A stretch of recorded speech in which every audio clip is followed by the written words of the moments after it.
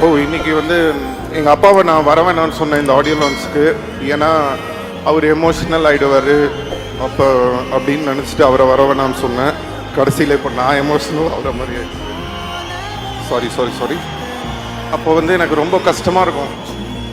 ஒரு பக்கம் shooting, please please,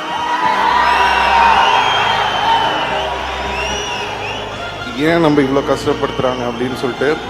ஆனால் இன்றைக்கி வந்து ஒரு 40 வருஷம் கழிச்சு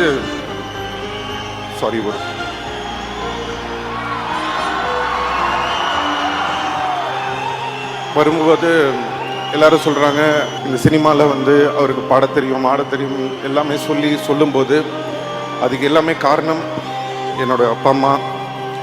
அவங்க தான். தேங்க்யூ அம்மா, தேங்க்யூப்பா. இந்த இடத்துல வந்து நான் ஒரு நன்றியை சொல்லணும்னு நினைக்கிறேன். இந்த இடத்துல கொஞ்சம் நான் என்னுடைய தந்தை திரு டி ராஜேந்தர் அவர்களுக்கும் உஷா ராஜேந்தர் அவர்களுக்கும் இங்கே நான் வந்து நன்றி சொல்ல கடமைப்பட்டிருக்கேன். ஏன் அப்படின்னா, சின்ன வயசில் எல்லா பசங்களுக்கும் சாக்லேட் வாங்கி கொடுப்பாங்க, வெளில கூட்டு போவாங்க, படத்துக்கு கூட்டு போவாங்க, பீச்சுக்கு கூட்டு போவாங்க, விளையாட சொல்லுவாங்க, இல்லை படிக்க சொல்லுவாங்க. ஆனால் பிறந்ததுலேருந்து எனக்கு நடிக்க சொல்லி கொடுத்து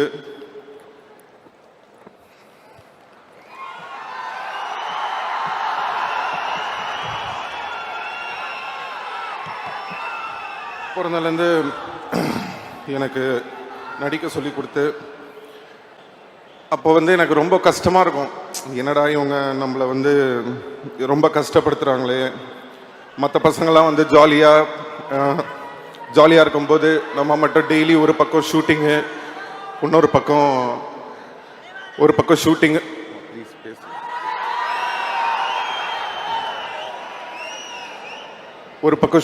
ஒரு பக்கம் வந்து படிக்கணும்.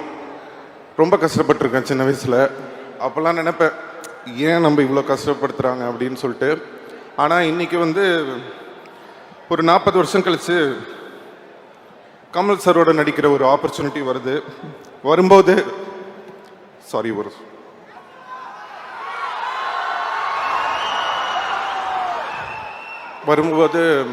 எல்லாரும் சொல்கிறாங்க சிம்பு வந்து சின்ன வயசுலேருந்தே ரொம்ப இந்த சினிமாவில் வந்து அவருக்கு பாட தெரியும், ஆட தெரியும் எல்லாமே சொல்லும்போது அதுக்கு எல்லாமே காரணம் என்னோட அப்பா அம்மா. அவங்க தான். தேங்க்யூ அம்மா, தேங்க்யூப்பா.